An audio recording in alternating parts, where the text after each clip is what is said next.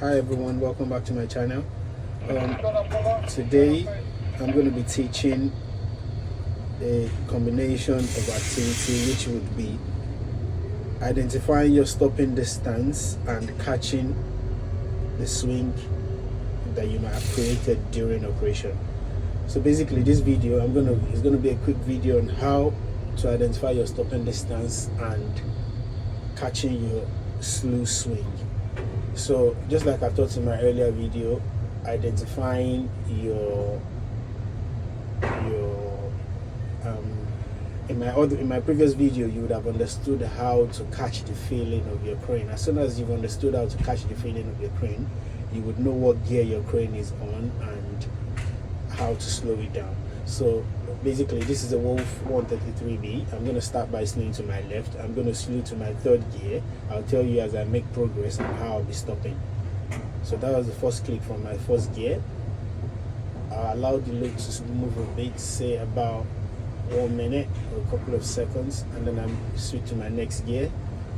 I'll allow the load to slew for another couple of seconds. It could be minutes depending on how far you're going, just to maintain a steady operation. Then I'm going to get into my third gear. You can hear the sound has increased. So say for example I'm going another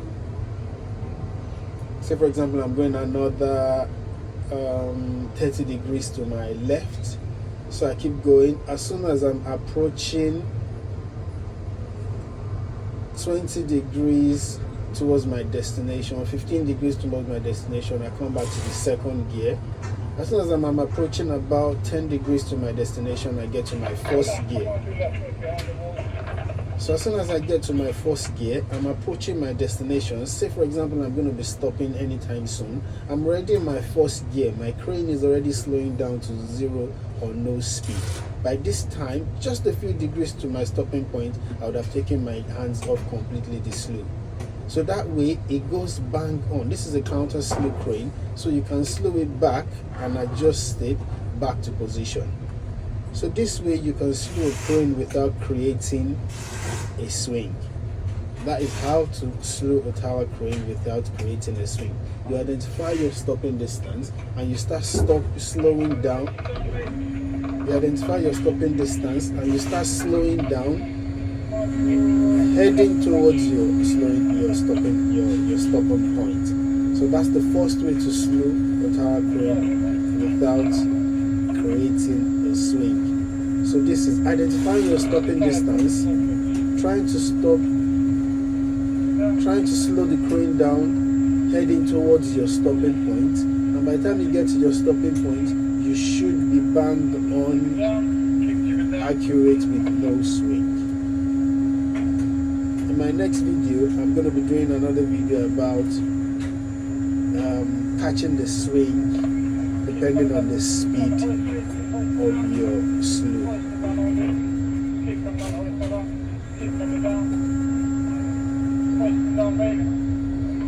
Keep coming down, hoist. Keep coming down. Keep hoisting down. Where? Keep coming down. Here, first. Down, touch right, down, touch. Just back up a click, just back up a little click, so like, just back.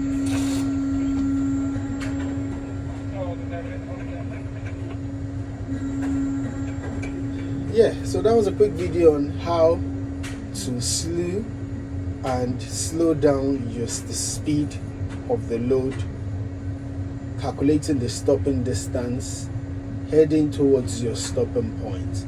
So this video will teach you how to increase your speed, slow into the first gear, move in the first gear for a few, move in the first.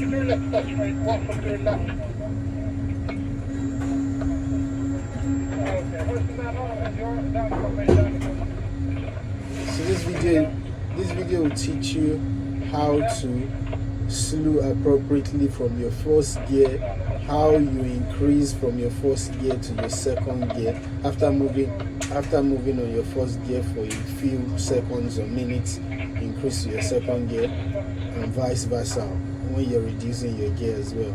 So that way heading towards your stopping point. When you are about 30 degrees towards your stopping point, then you start slowing down depending on your speed. Depending on your speed, you slow down from the third gear to the second gear, and you should have been in the first gear by the time you are approaching 30 degrees towards your stopping point. That way, you keep going on the first gear. That will slow your crane down to a point where, as soon as you are heading towards your stopping point, you can release your hands off the slew gear, of the slew joystick, and you would have little or no sway by the time you get to your stopping point. You might need to do one or two adjustments left, right, depending on the type of crane, but that would give you a bang-on super slew without having to create little or no sway. This video has been of help to you. Don't forget to subscribe to my page, like this video so that you can get a quick update as soon as I update my next video. See you guys next time. Cheers.